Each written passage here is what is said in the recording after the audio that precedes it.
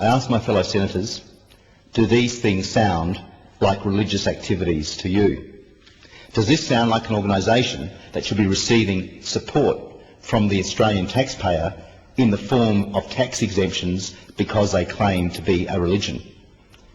I have also received correspondence from Carmel Underwood, another former member and another victim of Scientology. She says that while she was working for the organisation in Sydney, she fell pregnant and was put under extreme pressure to have an abortion. When she refused, she was put on a disciplinary program. Carmel also worked for the organisation's financial planning arm and says that when requests for payments for abortions were made by the organisation's executives, they were never questioned, even though all other requests for funds were met with delays and haggled over. Carmel says she also witnessed a young girl who had been molested by her father being coached as to what she should say to investigating authorities in order to keep the crimes secret. Carmel says she was physically assaulted by a representative of the organisation during an argument. And when she finally left the organisation, she says information she divulged during so-called auditing was used by members to discredit her. Carmel says she chose to speak out because she knows there are many more victims of Scientology, many of whom are still caught up in the organisation and who are being physically, financially and mentally abused. Carmel's husband Tim supports his wife's story and says the couple suffered serious financial hardship because of their involvement in the organisation. He says they were forced to pay more than $100,000 to publicise the organisation and for so-called religious texts and courses. It's incredible to think that the Christian Bible is free in every hotel room in the country, but Scientology texts and courses can cost followers their life savings and even fortunes they don't have and feel compelled to borrow. One of the saddest correspondences I've received, and they're all sad, is from Paul Schofield. He also alleges the cover-up of child abuse by the organisation and admits being part of a campaign to cover up the facts surrounding the deaths of his two daughters. Paul says his first daughter, Lauren, who was 14 months old, was being babysat at the organisation's building in Sydney when she was allowed to wander the stairs by herself and fell. She died in hospital 2 days later. Paul says he felt pressured by Scientology executives not to request a coronial inquiry, pressure he ultimately gave into. He was also told if he sought compensation from Scientology, he and his wife would be ineligible for any other services. His second daughter, Kirsty, who was two and a half, died after ingesting potassium chloride, a substance used as part of a so-called purification program run by the organisation. Under the direction of Scientology executives, Paul says he perjured himself to the police and during the coronial inquest in order to protect the organisation. Under incredible pressure, he agreed to lie because he was scared he would be heavily punished by Scientology if he told the truth. It's a decision he regrets to this day.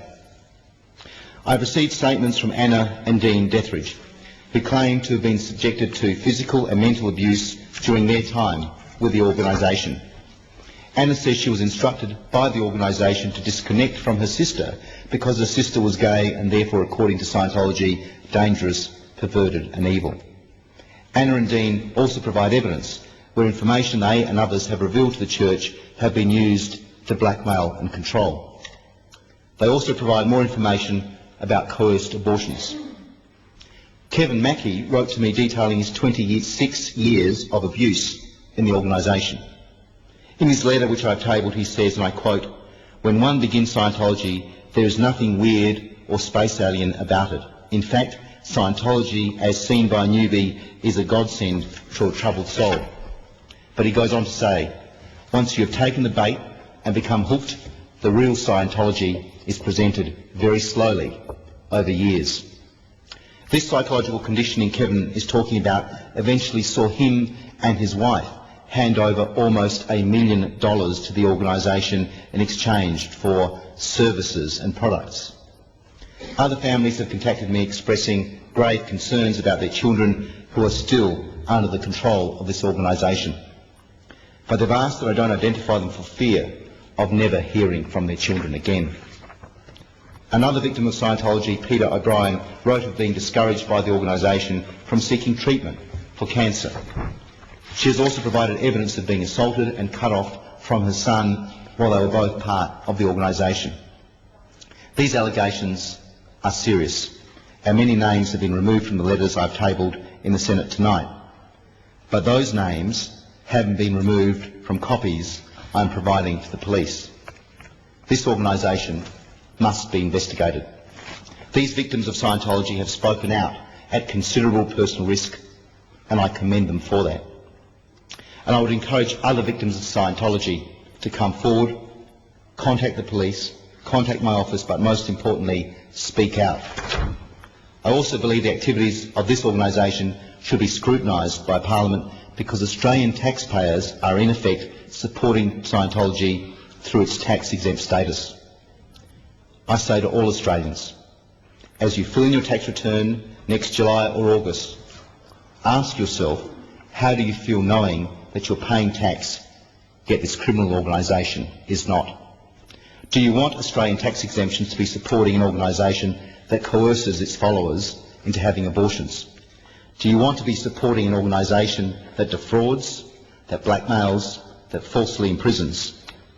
Because on the balance of evidence provided by victims of Scientology, you probably are. Do we really want to be funding an organisation that turns supporters into victims in pursuit of power and wealth on the part of Scientology? That's why I'm calling for a Senate inquiry into this organisation and its tax-exempt status. In the past, Scientology has claimed those who question their organisation are attacking the group's religious freedom. It's twisted logic, to say the least. Religious freedom didn't mean the Catholic or Anglican churches weren't held accountable for crimes and abuses committed by their priests and nuns and officials, albeit belatedly. Ultimately, this is not about religious freedom. In Australia, there are no limits on what you can believe, but there are limits on how you can behave. It's called the law, and no one is above it.